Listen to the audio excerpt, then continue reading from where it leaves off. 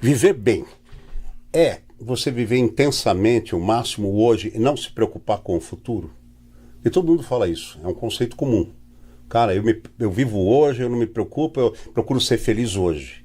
O que você diz disso para quem está nos assistindo? Tá, eu acho que assim, de novo a gente vai para aquele lugar do viver bem, tem que ser algo que eu me sinto bem com o que eu estou vivendo. Quando a gente fica um pouco perdido nesse tempo, e que tempo que eu estou dizendo, passado, presente e futuro, eu acho que a gente já cria uma ansiedade. Então assim, eu acho que o viver bem, como que eu vivo bem? Então vou dar um exemplo, nós estamos aqui agora, eu tô bem, você tá bem? Nós estamos bem. Então, o viver bem eu estou tranquila com uma decisão neste momento.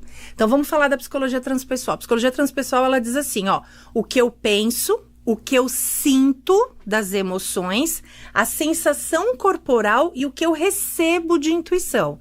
Então, por exemplo, se eu tô inteira me sentindo bem neste momento presente, eu já estou bem. Agora, se eu vivo um momento de impacto que me traz uma tristeza ou que me traz algo negativo, eu não vou ficar bem. Então, essa pergunta do estar bem, eu não posso excluir as emoções. Porque o estado de estar bem, ele vai passar por todas essas etapas do integral, o que eu penso, o que eu sinto, o que eu intuo e o que eu estou captando, mas principalmente eu tenho que trazer para as escolhas que eu faço com isso. Então, por exemplo, neste momento eu estou bem, você está bem, estamos aqui, talvez você esteja bem também, mas se algo acontece, o externo provocou o meu estado de não estar bem. E esse externo pode ser, sei lá, uma briga familiar, bateram no carro, uma doença inesperada. Então, assim, a gente também precisa entender assim, o fato de escolher viver bem não quer dizer que você vai ficar aquela coisa assim, não, tô bem, tô tranquilo, tô zen, não acontece mais nada comigo, olha quantas escolhas boas, nada de ruim. Não, porque nós continuamos vivendo no planeta Terra, né? E a gente vai ser sempre impactado pelo outro.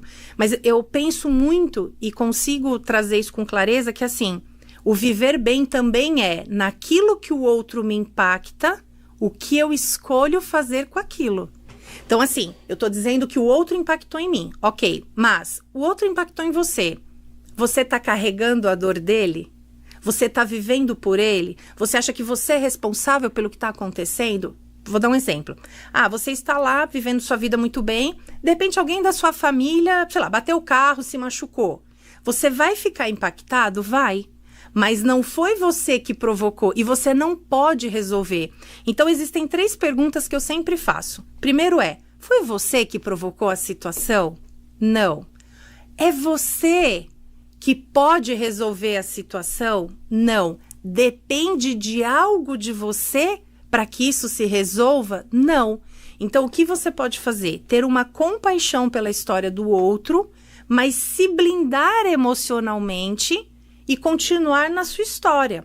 O que acontece, eu vou pegar aqui só pra gente ver, o que acontece é assim, vamos imaginar que cada cor desses bonequinhos é uma emoção. Tá. Então, uma coisa assim, eu tô aqui, tô tranquila, tô zen, mas aí acontece algo que me deixa com raiva. Então, já mistura um pouco, eu já não tô tão só, já misturou, tá? Mas se eu começar a separar, eu tô com raiva por quê? O que fez eu ficar com raiva? E essa raiva é minha ou é do outro?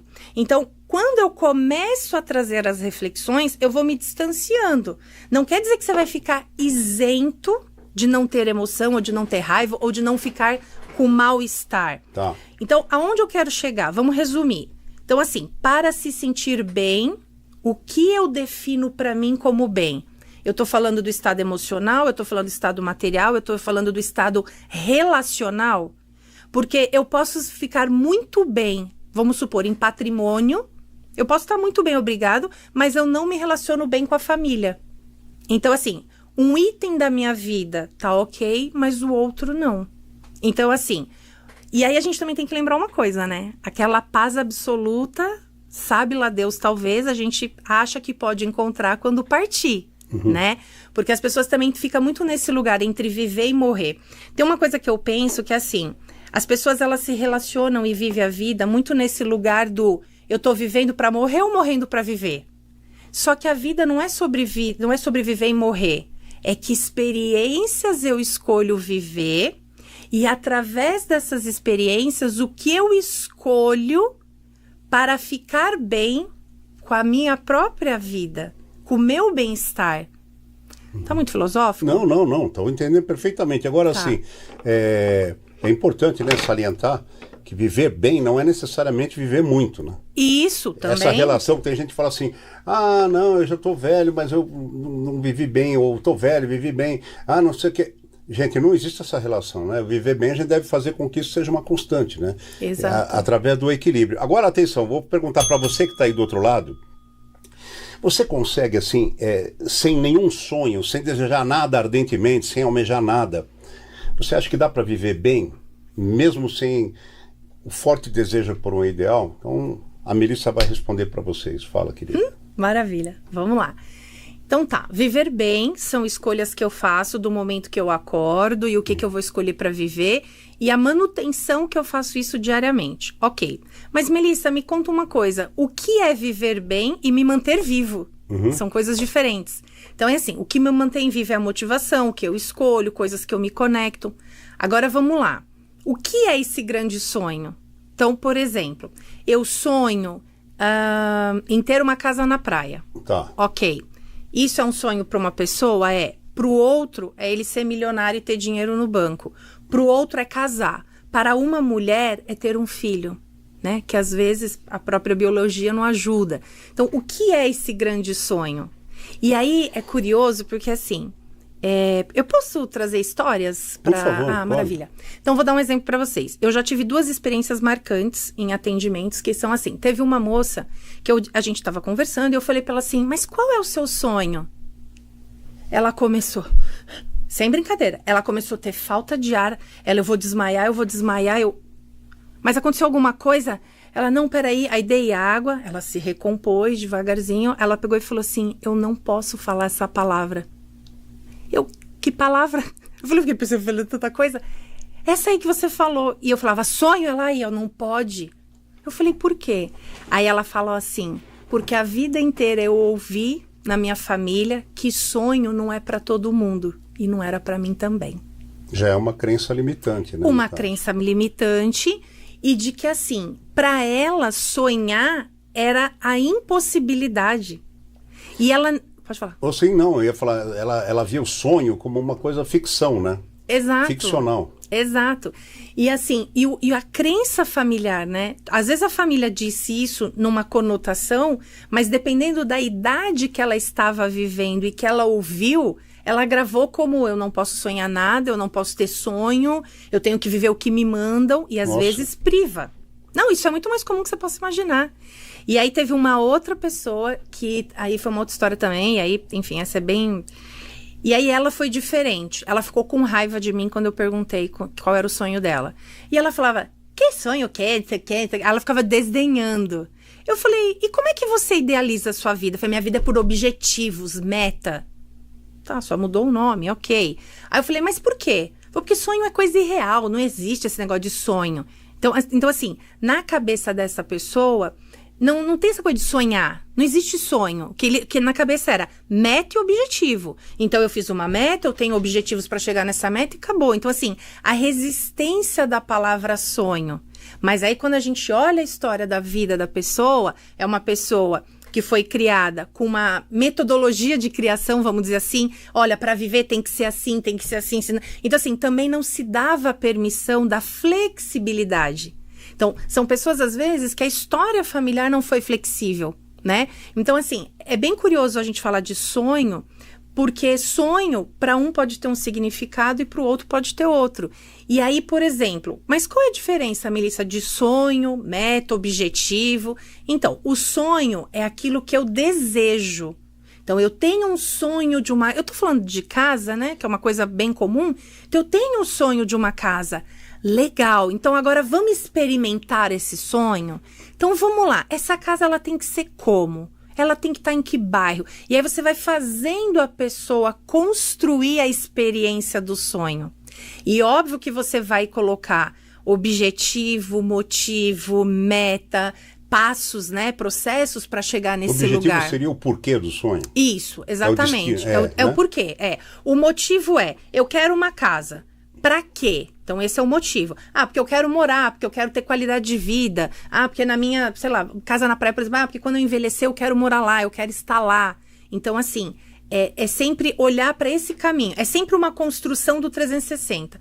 Eu sonho para qual motivo, quais objetivos, que etapas e metas eu construo para a gente chegar lá, naquele lugar. Entendeu? Não, entendi. Agora, dentro disso, e se a pessoa chega para você e fala, Priscila, mas eu não sei sonhar.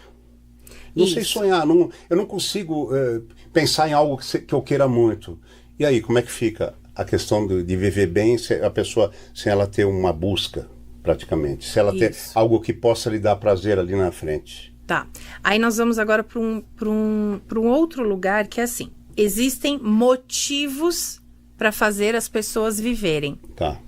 E aí, o viver bem vai depender do que ela escolhe para ela e no estado emocional que ela vive. Então, tem pessoas... vamos pegar assim, uma pessoa já não está bem de saúde. Todo mundo, o médico fala, olha, ela já vai partir a qualquer hora, mas ela não parte. Por que ela não parte? O que ela está esperando? Ela está esperando que ela vai voltar? Ela está esperando um parente se despedir dela? Então, isso é uma qualidade de vida? Não é. Mas para ela ficar em paz, ou para partir em paz, ou para se recuperar em paz, algo precisa acontecer, certo? Uhum. Então, as pessoas vão ter motivos diferentes para viver. Tem pessoas que vão trabalhar, o foco delas é o trabalho. Tem outras que o foco é a família. Então, muitas mulheres, às vezes, não querem trabalhar fora. Ela quer cuidar dos filhos, cuidar da casa, porque o motivo delas, a motivação de estar vivo é cuidar dos filhos, é cuidar da casa, da família. Então, para outras pessoas, elas querem deixar um legado. Então, assim, quando você fala assim, mas e a pessoa que não sabe sonhar? Talvez não é que ela não saiba sonhar. Talvez nunca foi perguntado para ela, você tem um sonho? Você tem um sonho?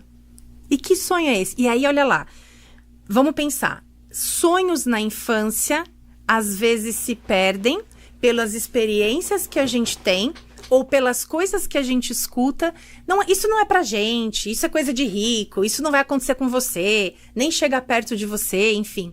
Depois tem aquelas impossibilidades na adolescência que já o externo vai impactar. Então, o que os professores falam, o que os pais, quem são as suas referências, né? E depois na fase adulta. Então, essas permissões internas que foi te dado ou te tirado é o que vai te trazer a motivação na fase adulta para viver bem ou não. Então, quando a gente fala desse viver bem, depende da idade, depende da fase e do motivo que eu entendo do porquê eu estou vivo. É muito complexo, mas quando a gente constrói, assim, as etapas da vida... Não, tá dando para entender perfeitamente. Eu tenho certeza que isso. Quem está nos assistindo ali também tá. Tá possível, né? Tá. E aí, assim, à medida que também você vai vivendo a fase adulta, eu já consigo entender como você vai envelhecer. Então, a gente vê aquelas pessoas de idade super ativas. Tem até uma série que fala, né, dos centenários do mundo, que é o Ponto Azul, muito maravilhoso. E eles vão explicando isso, assim, tanto é que foi feito um estudo nos Estados Unidos, nesses pontos azuis do mundo. Repete o nome da série, que isso é muito legal o pessoal acompanhar. Os Centenários. Os Centenários. Centenários, o Ponto Azul no mundo. O Ponto Azul. Tá. Porque eles fizeram estudos em 5 comunidades diferentes do mundo, na Europa, acho que Singapura, enfim. E aí eles analisaram por 20 anos pesquisas e eles pegaram tudo que eles aprenderam e compilaram e fizeram numa cidadezinha do interior dos Estados Unidos e plantaram as mesmas vivências, experiências nesse novo lugar. E eles avançaram mais 3 anos de vida nas pessoas de idade. Então, assim, as pessoas tinham um limite, tô chutando, de 70. Quando eles plantaram esses comportamentos humanos, essas experiências, alimentação, atividade física, convívio social, eles viram que aumentou em 3 a 4 anos a mais a vida das pessoas. Não é só uma qualidade de vida, porque assim, às vezes você vê um esportista, né, tá aí né, enfim, jogos de futebol, qualquer atividade, às vezes o cara tá bem alimentado, faz esporte, mas de repente teve um piripaque. E aí, por que ele teve um piripaque, né? Se aparentemente a saúde estava boa. Então assim, é o que você falou, também estar bem não tem a ver com viver muito tempo, né? Mas é o que eu escolho para viver. Então, aí nessa série eles mostram que aumentou em 3 anos a mais por conta do jeito que se escolhe viver. Então, assim, se eu tivesse que resumir isso, eu diria: o bem-estar e o equilíbrio para se viver bem são as maneiras dos ambientes, lugares e situações que você escolhe viver diariamente. Entendi.